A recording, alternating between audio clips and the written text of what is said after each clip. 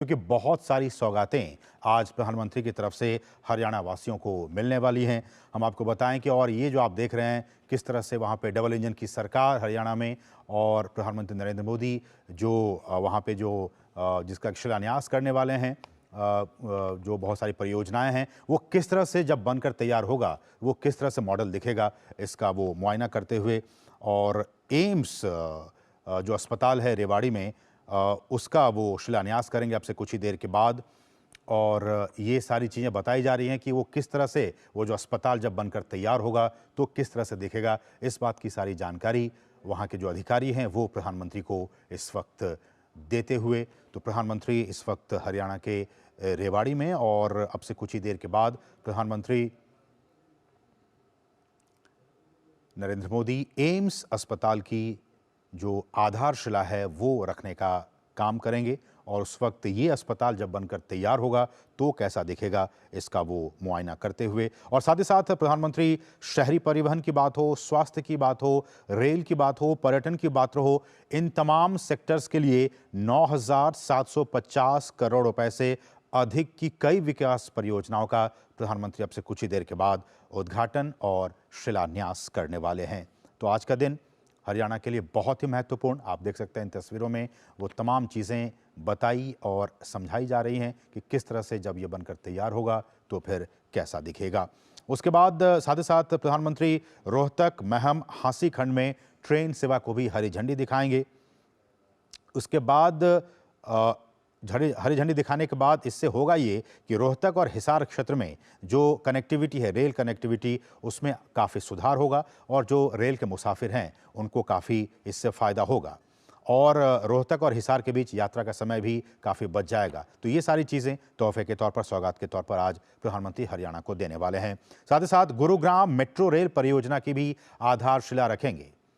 तो एम्स की भी आधारशिला रखा जाएगा, गुरुग्राम मेट्रो रेल परियोजना की भी आधारशिला रखेंगे और इसमें प्रधानमंत्री करीब 5,450 करोड़ रुपए की लागत से विकसित होने वाली गुरुग्राम मेट्रो रेल परियोजना की अब से कुछ ही देर के बाद आधारशिला रखने वाले हैं और कहा जा रहा है कि ये 28.5 किलोमीटर इसकी कुल लंबाई होगी और इस पूरे परियोजना में, मेट्रो की परियोजना में मिलेनियम सिटी सेंटर को उद्योग विहार चरण 5 से जोड़ा जाएगा और साइबर सिटी के पास मौलसारी एवेन्यू स्टेशन पर रैपिड मेट्रो रेल गुरुग्राम के मौजूदा जो मेट्रो नेटवर्क है उसके साथ इसे मिला दिया जाएगा और साथ ही साथ द्वारका एक्सप्रेसवे पर भी इसका विस्तार होगा। तो कहीं ना कहीं कनेक्टिविटी के लिहाज से, स्वास्थ्य के लिहाज से आज का दिन हरियाणा के लिए, रेवाड़ी के लिए बहुत ही महत्वपूर्ण, चाहे वो गुरुग्राम मेट्रो रेल परियोजना की बात हो या फिर एम्स रेवाड़ी की बात हो, आज के दिन बहुत ही महत्वपूर्ण। साथ ही साथ हम आपको जानकारी दे देंगे, जानकारी दे रहे हैं और आगे हम आपको तस्वीरें भी दिखाएंगे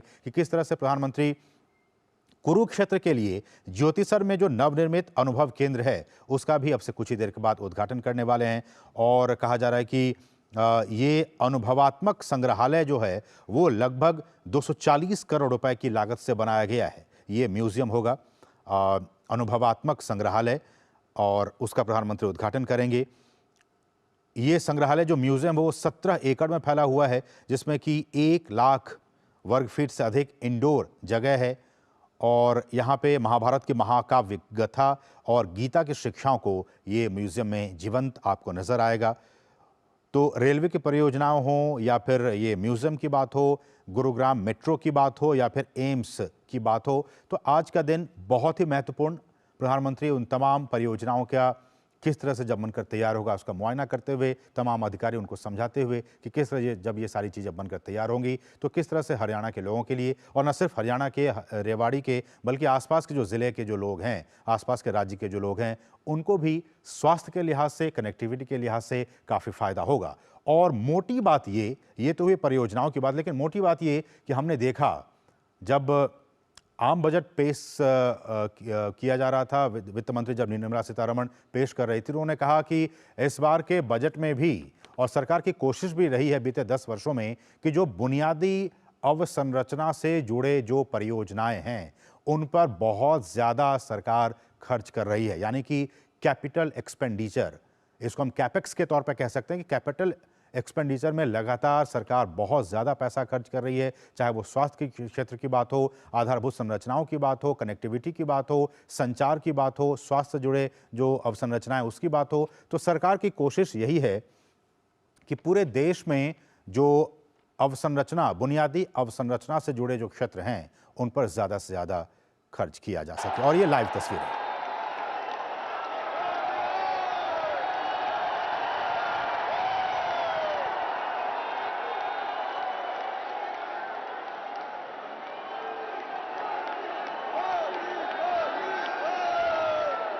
आपकी ये ऊर्जा, आपका ये उत्साह, ये उमंग स्वाभाविक है। निवेदन आप सभी से है, अपना स्थान ग्रहण करें। आप सभी विराजे अपने स्थान पर। नमस्कार देवियों सज्जनों। विकसित भारत, विकसित हरियाणा के इस विशाल और भव्य आयोजन में हार्दिक स्वागत, अभिनंदन है देश के यशस्वी प्रधानमंत्री, विश्व के सबसे लोकप्रिय नेता माननीय श्री नरेंद्र मोदी जी का। अहिरवाल की ये पुण्य धरा, ये वीर वसुंधरा आज एक बार फिर से धन्य हुई है माननीय प्रधानमंत्री महोदय की गरिमामयी उपस्थिति से। विकसित भारत और विकसित हरियाणा के संकल्पों को आज एक नई ऊर्जा मिल रही है, नई प्रेरणा मिल रही है। महोदय, आपके आगमन से नमन, अभिनंदन, वंदन माननीय प्रधानमंत्री श्री नरेंद्र मोदी जी का देवियों सज्जनों आप सबकी तरफ से। इस अवसर पर मंच पर विराजमान माननीय राज्यपाल श्री बंडारू दत्तात्रेय जी, माननीय मुख्यमंत्री श्री मनोहर लाल जी का भी इस अवसर पर हार्दिक स्वागत, अभिनंदन है। मंच पर विराजमान हमारे विशिष्ट अतिथियों में शामिल हैं केंद्रीय सांख्यिकी कार्यक्रम क्रियान्वयन और योजना राज्य मंत्री स्वतंत्र प्रभार राव इंद्रजीत सिंह जी, हरियाणा के उप मुख्यमंत्री श्री दुष्यंत चौटाला जी, हरियाणा सरकार में मंत्री डॉक्टर बनवारी लाल जी, माननीय सांसद नायब सिंह जी, विप्लव कुमार देव जी और धर्मवीर जी, आप सभी विभूतियों का, प्रदेश के कोने कोने से पधारे सभी भाइयों बहनों का, वर्चुअली हम सब से जुड़े सभी हरियाणा वासियों का हार्दिक स्वागत, अभिनंदन आज के इस आयोजन में। आप सबके करतल ध्वनि के साथ, आपकी तालियों के साथ देवियों सज्जनों। और मैं निवेदन करूंगा माननीय मुख्यमंत्री श्री मनोहर लाल जी से कि वे इस हरियाणा प्रदेश की पावन धरा पर माननीय प्रधानमंत्री महोदय के आगमन पर उन्हें शॉल और शंख भेंट कर उनका स्वागत करें, उनका अभिनंदन करें, वंदन करें। शंख पर भगवान कृष्ण के विराट स्वरूप को बहुत सुंदर उकेरा गया है कारीगरी के माध्यम से। आपकी करतल ध्वनि, आपकी तालियों की आवाज खूब सारी आनी चाहिए मंच तक। इस वंदन अभिनंदन में मुख्यमंत्री महोदय अभिनंदन कर रहे हैं, स्वागत कर रहे हैं माननीय प्रधानमंत्री महोदय का। यह शंख भी है जो कुरुक्षेत्र के ज्योतिसर में योगेश्वर कृष्ण के 52 फुट विराट स्वरूप स्थापित किया गया, उसी का प्रतिरूप और उसी की प्रतिमा। और हरियाणा प्रदेश की ओर से मुख्यमंत्री महोदय से पुनः निवेदन करूंगा कि वे भगवान श्री कृष्ण की एक मनोहारी प्रतिमा जो है वो प्रधानमंत्री महोदय को आपके करतल ध्वनि के साथ, तालियों के साथ भेंट करें। धर्म क्षेत्र कुरुक्षेत्र में भगवान श्री कृष्ण ने इसी धरा पर संदेश दिया श्रीमद् भगवद गीता का। वंदन, अभिनंदन माननीय प्रधानमंत्री महोदय का। और अब मैं निवेदन करूंगा केंद्रीय सांख्यिकी कार्यक्रम क्रियान्वयन और योजना राज्य मंत्री स्वतंत्र प्रभार राव इंद्रजीत सिंह जी से कि वे स्वागत संबोधन के लिए पधारें।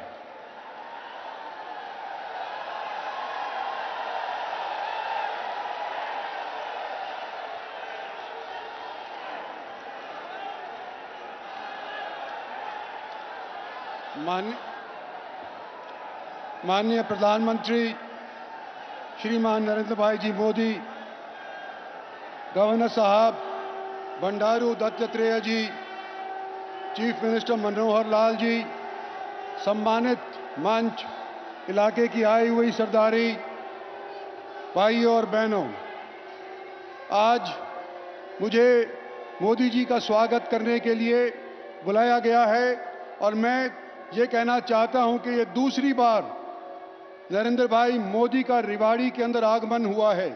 पहले जब हुआ था, जब वो गुजरात के चीफ मिनिस्टर साहब हुआ करते थे और यहाँ के सैनिकों ने और भूतपूर्व सैनिकों ने उनको रेवाड़ी के अंदर एक जलसे के अंदर बुलाया और एक डिमांड रखी थी कि हमारे को 1 रैंक 1 पेंशन अगर आपकी सरकार बनती है तो आप हमारे को मुहैया करवाइए।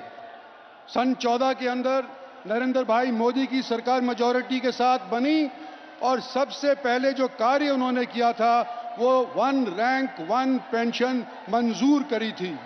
पहले साल के अंदर 2800 करोड़ रुपया खर्च हुआ था सन 14 के अंदर और बढ़ते बढ़ते आज के दिन 28,600 करोड़ रुपया खर्च हो रहा है OROP के ऊपर।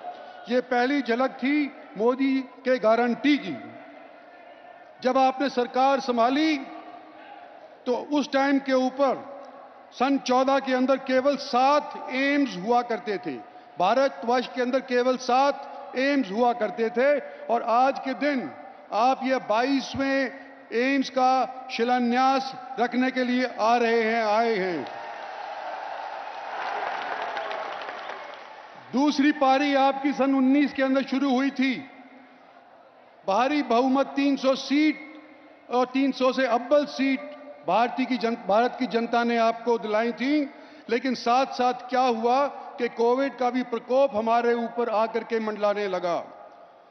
220 करोड़ वैक्सीनेशंस केवल हमारे देशवासियों को उपलब्ध करवाई गई। 150 मुल्क ऐसे हैं विश्व के अंदर, कुल मिलाकर के यूनाइटेड नेशंस के अंदर 193 मुल्क हैं, लेकिन उन 193 मुल्कों में से 150 मुल्क ऐसे हैं जो भारत का आभार व्यक्त करते हैं क्योंकि उनको वैक्सीन उपलब्ध नहीं थी। मोदी सरकार ने, उनकी गारंटी ने इस वैक्सीन को 150 मुल्कों को उपलब्ध करवाया। आयुष्मान भारत कार्ड आपने इशू करवाया जिससे 50 करोड़ आज के दिन लाभार्थी देश के अंदर इसका फायदा उठा रहे हैं। जो भी देश विकसित होना चाहता है उसको इंफ्रास्ट्रक्चर के ऊपर खासा ध्यान देना चाहिए और देता आए हैं, चाहे अमेरिका हो चाहे फ्रांस हो। मेट्रो के अंदर सन 14 के अंदर एक साल के अंदर केवल 23 किलोमीटर मेट्रो स्थापित हुआ करती थी, जो आज के दिन 63 किलोमीटर प्रति साल आज के दिन मेट्रो खड़ी होने लग रही है। और गुड़गांव के अंदर हुडा सिटी सेंटर से लेकर के और साइबर हब तक 27 किलोमीटर का ये फासला 5,500 करोड़ से अव्वल पैसे से खर्च होकर के संपन्न होगा। मोदी जी, लोगों की 800 साल पुरानी मांग आपने पूरी करी। आपने राम मंदिर बनाया, आपने सरदार पटेल की मूर्ति बनाई जो स्टैच्यू ऑफ लिबर्टी से भी ऊंची है। आपने दिल्ली का नया वॉर मेमोरियल बनाया। जो पहले वॉर मेमोरियल था वो केवल पहले विश्व युद्ध तक जो शहीद हुए थे उन तक ही सीमित था। उसके बाद सेकेंड वर्ल्ड वॉर के अंदर और भारत चीन के और पाकिस्तान भारत के बॉर्डर के ऊपर जो भी शहीद हुए थे उनका उसके अंदर जिक्र नहीं था। इस नए वॉर मेमोरियल ने उन सबको आपने शामिल करके और देश की साख फिर से बनाई है, खास तौर के ऊपर उन लोगों के अंदर जो पेटी की नौकरी करते हैं। आपने नई पार्लियामेंट बनाई, आपने नेशनल हाईवे का ही एक ऐसी रफ्तार बना दी कि पिछले 10 साल के अंदर 50,000 किलोमीटर नए नेशनल हाईवेज बने हैं। और ये रफ्तार किस तौर पे बढ़ी है ये भी बताना चाहता हूं कि सन 14 से पहले एक दिन के अंदर केवल 11 किलोमीटर नेशनल हाईवेज बनाया करते थे पिछली सरकारें, और आज के दिन 63 किलोमीटर फी दिन नेशनल हाईवेज बनने जा रहे हैं और इसकी रफ्तार बढ़ती जा रही है।